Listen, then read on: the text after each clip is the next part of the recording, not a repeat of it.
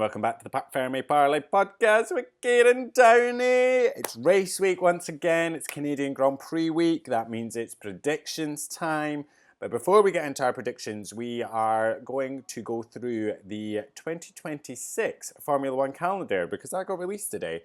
And there's some confusing elements to it, I will say. But let's get into it, shall we? Now, we're going to be kicking off the Formula One season in Melbourne once again for the Australian Grand Prix on the 8th of March. And we will be finishing the season on the 6th of December in Abu Dhabi. Now, the Australian Grand Prix will be the season opener once again because Formula One is trying to avoid any conflicts with Ramadan, which is why it won't be hosted in Bahrain. Now, after March 8th, the sort of curtain raiser, as you will, in Melbourne, which I absolutely love, to be fair. I love Australia as an opening race. It's so much fun. They love motorsport. The track just provides a bit mental racing, and the Australians are all just a bit hyper because it's towards the tail end of their summer and they're all just a bit hyper after the summer. So I think it's an absolute brilliant season opener and I absolutely love it. But after Melbourne, we're going to be heading to China for the second part of the opening doubleheader. Now, unlike 2025, Japan will be a standalone event, which creates a bit of a gap before the conventional doubleheader of Bahrain and Saudi Arabia. After Saudi, we'll have a 2-week break before we head to the United States for the Miami Grand Prix, and then we'll be heading to Canada. Now, there is a 3-week gap between Miami and Canada, and that's just to do with Imola not being able to renew its contract. We'll come on and speak about that in a second. But now, this is where things do obviously take a bit of a turn. We're dropping Imola, which has created a bit of a 3-week gap. Instead of going to Monaco, we're going to be going to Canada, and this is all to sort of improve the freight logistics around the calendar. Even though there is 3 weeks, a lot of the freight will stay in that part of the world, and it will just travel up. A lot of the teams will come back home, but a lot of that big freight will stay over there. Canadian Grand Prix will take place on the 24th of May, but what is a bit confusing to me is the Canadian Grand Prix will clash with the running of the Indianapolis 500 on the 24th of May. Now, in recent times, we've always had a bit of a clash with the Indy 500. Usually, for the past couple of years, it's been Monaco, which hasn't really felt like much of a problem. We've got one big race in the Formula One calendar being the Monaco Grand Prix. We've got a big race in the Indy calendar, the Indy 500, and they've never really clashed with one another. You can watch the Monaco Grand Prix in the afternoon and then go and watch the Indy 500 in the evening. If you're in Europe, if time zones, it'll be different, but like if you were in the United States, it's probably morning and afternoon. That's never really caused an issue. You can catch both races, everybody's happy. What I don't understand with Formula One's decision making on this is these races clash with one another. They're in the exact same time zone. So there is going to be a direct clash between the running of the Canadian Grand Prix in 2026 and the running of the Indianapolis 500. It doesn't seem well thought out, and I will be very interested to see the viewership figures for this year's Canadian Grand Prix when it's not in direct conflict with Indy, and next year's when it is a direct clash, because that will be a bit of an issue. I do think viewership will be down because the Indy 500 is such a huge sporting event. Whether you follow IndyCar or not, that is a standalone big event that you will watch. So yeah, it's just a bit baffling to me that Formula One decided that. Like, it does feel like it could have been avoided, especially because viewership for the Indy 500 was like a record high or something this year. It's a bit of a weird one. I don't get it. I just think it could have been avoided. Now, after Canada, we'll be heading to Monaco, and this is where we sort of kick off the European leg of the 2026 calendar. We have Monaco, then we're going to Barcelona for the Spanish Grand Prix, one of 2 Grand Prix being held in Spain in 2026. Now, I've seen a lot of the comments about the dropping of the Imola Grand Prix, and that's not fair because the reasoning we've been given is that Stefano Domenicali cannot justify, he's the head of Formula One, cannot justify having 2 races in the same country because of how many other countries are sort of wanting to host Formula One races. And whilst I 100% get that, the original counter-argument, which still kind of stands, is how can you say Italy can't hold 2 races, but the United States can have 3? And whilst, the US is kind of like its own little world, I do think that is a very valid argument. I think I'd quite happily, if I had to choose races to stay, I would definitely keep Austin because it's a brilliant racetrack. It's a great race to watch, and it's something that we don't get a lot of. You know, the whole vibe around it is completely different to any other Formula One race we get. I'd probably keep Vegas. I think Vegas is quite cool. It's quirky.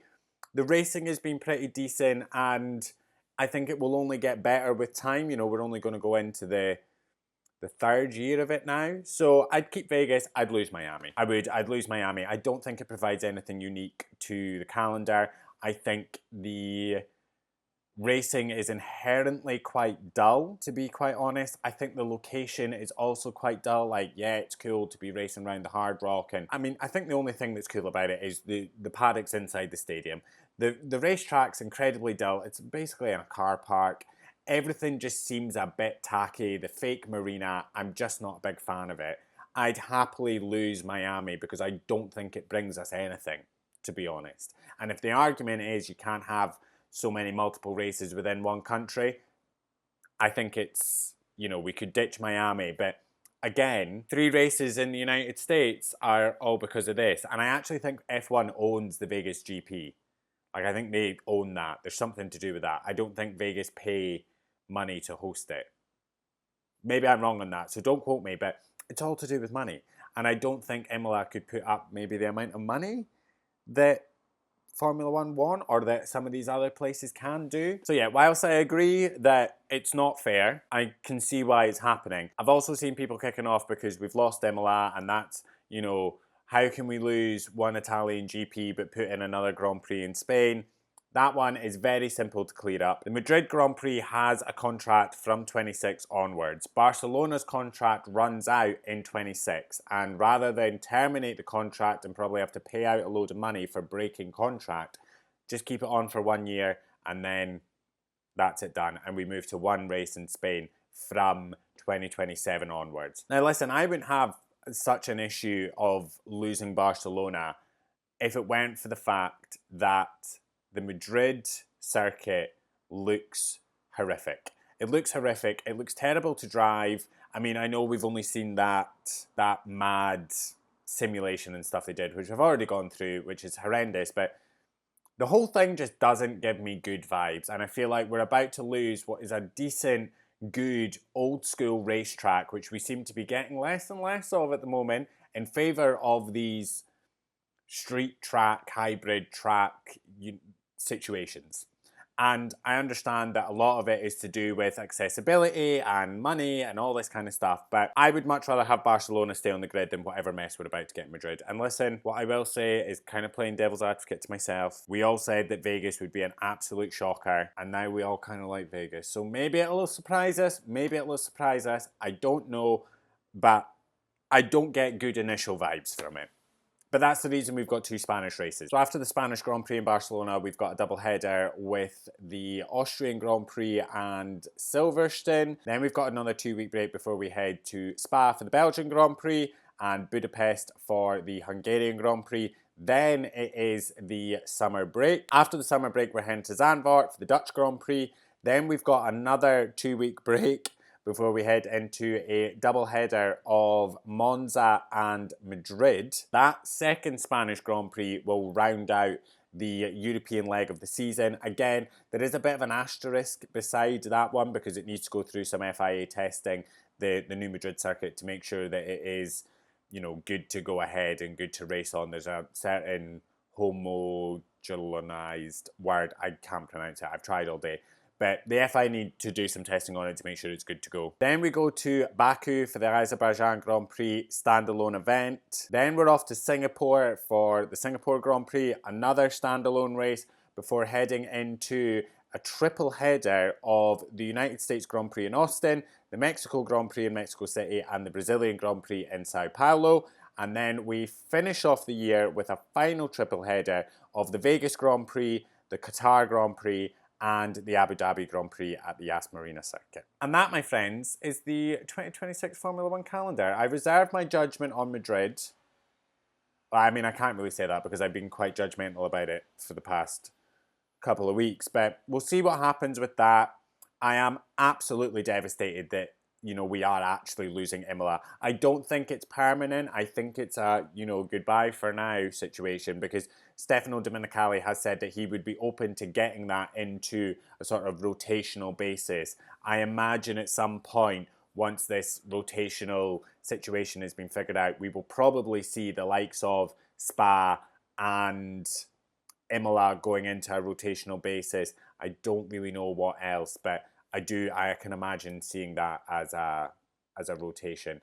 They're never going to put the likes of Madrid on rotation because they've just signed a huge big deal, and they're never going to put the likes of Miami on rotation because it's got the longest contract out of all the Formula One races, which I find baffling. But then again, it's all to do with money. All right, now on to our predictions for the Canadian Grand Prix, and I've kind of thought about it, and I mean, at this point, you could literally just put McLaren for everything, and you'd probably be right, because they definitely look to be, I mean, they're unstoppable now, aren't they? They're absolutely unstoppable. However, for pole position, I've gone Max Verstappen. Now, you might think, Kieran, you've lost your mind. Max Verstappen?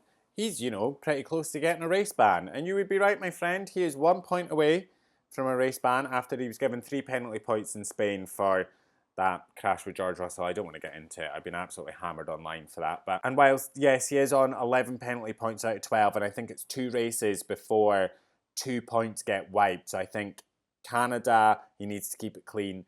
And Austria, I think, is the next race. He needs to keep it clean as well before 2 points come off his licence. Which maybe that's why Red Bull have pushed to get Arvid Lindblad his super licence. Other news that came out today was Arvid Lindblad, who is currently competing in F2 for Red Bull, has been given his super license. Now, in order to secure a super license, the drivers are required to be 18 years old and have secured 40 license points over the course of the last 3 seasons. And the points are sort of accumulated through their championship results. The big shock for that was that Lindblad is actually only 17 years old, making him just too young to be granted a super license. But last year, the FIA introduced a section under whatever appendix of the International Sporting Code, which allows applicants to be granted a license at 17, provided they have proven the abilities, basically accumulating the necessary points. Red Bull obviously lodged the request on behalf of its junior driver, Arvid Lindblad, who is driving in F2 currently. He's occupying 3rd in the championship. He's just 8 points behind the series leader, Alex Dunn. Now, in saying that maybe they've, put this request in because of Max's penalty points, Red Bull have actually come out and said that Lindblad is not a sort of consideration to replace any of the drivers within the 2 teams. I think, should they not be able to race, they do obviously have reserve drivers and stuff for that. I wonder who is the Red Bull reserve driver. I wonder if it's now Liam Lawson, considering Yuki was the... I'm sorry, I'm getting so off topic here. Lindblad has been given his super license before his 18th birthday, which I think is in August. So I've said this before, but just keep an eye on Arvid Lindblad, because he's like the star of the show in the Red Bull driver program at the moment. He is the driver to watch, and I definitely think they're eyeing him for Red Bull in the future. Oh, wait a minute, they've got Iwasa, so he would probably be the reserve driver. Anyway, I'm getting off topic. Max Verstappen pole position. Now, the reason I've gone for Max is Max loves to give a big fuck you to, I mean, whoever. Pick someone out of a lineup. He just loves to say, and, you want to punish me, you want to do this, well, I'm going to do one of my Max Verstappen masterclasses and put in a lap that is so superb that he gets pole by an absolute margin. Now, listen, I don't think it'll be an absolute margin. I think he will get pole very comfortably. I think it'll be one of those Max Verstappen laps where we go, whoa, where did that come from? And then we all heap the praise on him and say, that's the Max Verstappen we all know and love. I also do think that he will run an incredibly clean race, and it'll be a very well-driven race, and there won't be any sort of moments where we go, Max, what are you doing? And we have this whole conversation like what we've just done coming out of Spain. I think he's going to put in an absolute stormer this weekend in that qualifying session. Just as a, oh, you all think I'm going to get a race ban? Well, actually, I'm going to stick this car on pole position and not really have to worry about anybody behind me, because I'm just going to absolutely send it. I think it's just going to be one of those, I think it's going to be a masterclass in quali from Max Verstappen. I genuinely do. Now for P3 in the race, I've gone Lando Norris. Listen, I think you could take Max, Lando and Oscar and just kind of shuffle them up. You could put their three names, shake them up, boom, and just, you know, interchange those three. Generally speaking, maybe chuck a wee George Russell in there now and again, but he's kind of fallen off a little bit. I do think that Lando's going to run an excellent race. I do just think the two drivers I put ahead of him are going to have a bit of an edge, and I think it's very understandable why. P2, I've gone Max Verstappen. As I said, I think he's going to run an absolutely superb race. I think it's going to be a big to everyone. Sorry for those listening on audio, that was a big fuck you. I think it's just going to be a big middle finger to everyone that slated him and everything for that situation in Spain, and he's just going to come out and do a superb job. The only reason I'm putting him second is because I do think that who I put in P1, which will be no surprise to anyone, Oscar Piastri. Listen, I just think Oscar's going to have a bit of an edge on everyone this weekend. If he lines up behind Max, it's not the end of the world. There is plenty overtaking opportunities around this circuit. It is a high-speed, heavy braking track. There is, as I said, plenty overtaking opportunities. You've got, you know, down into turn 1. You've got that long DRS straight on the back. You've got the hairpin at turn 10. There is plenty of opportunities that he can get an overtake done. That car is much quicker than the Red Bull. I see no reason why Oscar Piastri couldn't slip past Max and just absolutely go. If Oscar can get into the clean air, he's sending it, and he will create a bit of a gap, I have no doubt. I say this every week, but with Oscar, he's an incredible driver in an incredibly fast car. He's got incredible pace, incredible racecraft. He's one of the most well-rounded drivers on the track. He's not afraid to just do the move, get the move done, and it's working for him. He's the championship leader in only his third season. So my money's on Oscar this weekend to take the win. Now for my next predictions, I've gone a little bit team heavy for this one, for these three. And for my first one, I reckon that Mercedes will have a bit of a bounce back this weekend. That triple header, the vibes were off for Mercedes. They were not vibing. You know, a DNF for Antonelli in Imola, the absolute chaos of Monaco, which was a complete circus and absolutely horrific to watch. And then we come to Barcelona and the whole thing between Max and George, and poor Antonelli DNF'd again. So the vibes were very bad. I reckon Mercedes will have sort of refocused themselves, recentered, and be ready to attack this weekend. The conditions, I think, will be a bit cooler, which I think will help the Merc. It does like cooler conditions, and I know it has ran pretty well in some of the hotter races, but that car loves a cooler condition, and the Canadian Grand Prix is never really a scorcher. So I do reckon that Merc is in for, fingers crossed, a pretty decent weekend, because I'm not enjoying seeing George Russell not in the top 5, to be honest with you. I got quite used to it, and I was quite enjoying it. And I was also quite enjoying good results from Kimi Antonelli, so I would like them back, please. For my next prediction, I think Carlos Sainz is also going to have a bit of a better weekend. I think that, you know, Barcelona, it wasn't a great race, but it's kind of to be expected because Williams never really performed that great there. It's always a bit of a struggle for them. I reckon they'll be back to form for Canada. Again, I think that track will suit their car. I think Carlos will be able to sort of showcase his skills a bit better. We know he's an amazing driver. He just needs to sort of get back up there. And I do think that the car will be competitive. I think Carlos will have a much better time in the car. And I reckon that we'll see some good points in the bag for him this weekend. Hopefully, because he does have a bit of a big deficit to make up to Albon. So it'd be good to see him begin to close that gap. This is all wishful thinking, guys. My final prediction, and it's one that I really don't want to make, but I just can't escape the fact that Ferrari are going to have a shocker again this weekend. For the past few years, Ferrari have never really gotten to grips with Canada. You know, Montreal has never really been a happy hunting ground for Ferrari in this ground effect era that we're in. And I don't see that changing this weekend. You know, we've come off the back of consecutive podiums for Charles Leclerc. I think the colder temperatures are really going to hurt the team this time round, just like they did last season. I mean, I hope that the strategy blunders aren't as big as what they were in Canada last year, but we're not really forecast for rain, so I don't see there being any let's bring Charles Leclerc in and put him on slick tyres whilst it's like a swimming pool out there. Do you know what I mean? I don't see that happening. Do, however, just think that it's going to be a bit of a rough weekend for Ferrari. Lewis Hamilton's already not having the best time anyway. He's really struggling in that car, whereas Charles Leclerc's managing to eke the performance out of it.